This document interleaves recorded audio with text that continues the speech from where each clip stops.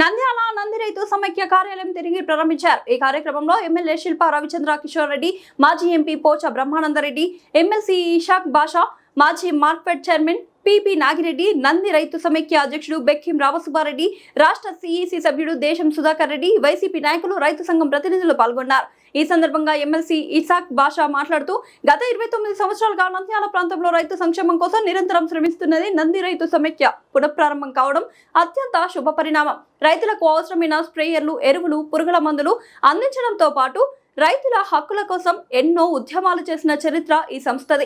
El Niño ప్రభావం ప్రస్తుతం రాష్ట్రంలో నెలకొన్న కరువు పరిస్థితుల నేపథ్యంలో ఏ పంటలు వేస్తే లాభదాయకంగా ఉంటుంది, నష్టాలను ఏ విధంగా నివారించవచ్చనే అంశాలపై శాస్త్రవేత్తల సలహాలను రైతులకు అందిస్తూ సమైక్య అండగా నిలుస్తుంది. లాభాపేక్ష లేని సేవ, రూపాయి లాభం ఆశించకుండా కేవలం రైతన్నకు మంచి చేయాలనే ఉద్దేశంతో ఏర్పడిన సంస్థ ఇది. నంది రైతు సమైక్యకు ప్రతి ఒక్కరూ రాజకీయాలకు అతీతంగా మద్దతు అందించాలని కోరుకుంటున్నానని తెలిపారు. రైతులకందరికీ తెలిసిన విషయం. ఇటువంటి సంస్థలు నిరభివృద్ధి చెంది ఎంతో పురోగతి సాధించాలని మనస్ఫూర్తిగా కోరుకుంటున్నాను. ఇప్పుడు ఎల్నినో ప్రభావంతో నంద్యాల కాదు ఆంధ్ర రాష్ట్రంలోనే క్షామం ఏర్పడే పరిస్థితి ఉంది. ఇటువంటిప్పుడు పెద్ద రవీంద్రనాథ్ గారు దీనికి అధ్యక్షులుగా ఉన్నారు. వాళ్ళు ఈరోజు వేరే కార్యక్రమంలో రాలేకపోయినారు. వాళ్ళందరి శాస్త్రవేత్తల సూచనలు తీసుకొని ఏ రకంగా రైతులకు బాగుపరచాలి, ఏ రకంగా ఏ పంటలు వేసి మనం సక్సెస్ కావాలి, ఏ రకంగా నష్టాన్ని నివారించగలగాలి అని చెప్పేసి మంచి సూచనలు కూడా మీ ద్వారా నంది రైతు సమైక్య ద్వారా రైతులందరికీ ఇవ్వవలసిందిగా నేను కోరుకుంటా ఉన్నాను. పాత దాంట్లో స్ప్రేయర్లు ఇచ్చారు, పెస్టిసైడ్స్ ఇచ్చారు, ఫర్టిలైజర్స్ ఇచ్చారు, ఉద్యమాలు చేశారు. ఈ పనుల కోసం చెయ్యలేదు అనడానికి వీలు లేకుండా అన్ని పనులు చేసిన సంస్థ ఈ నంది రైతు సమైక్య.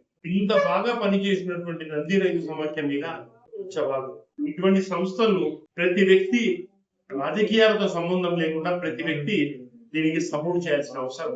ఇది లాభాపేక్షతో పెట్టింది కాదు, దీంట్లో లక్షల కోట్లు ఆశించింది కాదు, రైతులకు మంచి చేయడం కోసం ఏర్పాటు చేసిన సంస్థ.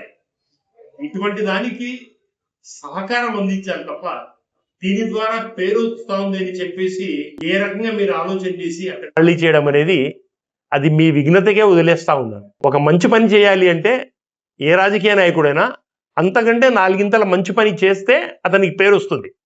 అతను మంచి పని చేస్తున్నాడు కాబట్టి అతని మంచి పనుని ఆపేయాలని చెప్పేయడము అది రాజకీయ నాయకుని లక్షణమా? మంచి నంది రైతు సమైక్య దినాభివృద్ధి చెందాలని చెప్పేసి కోరుకుంటూ సెలవు తీసుకుంటాను. నమస్కారం.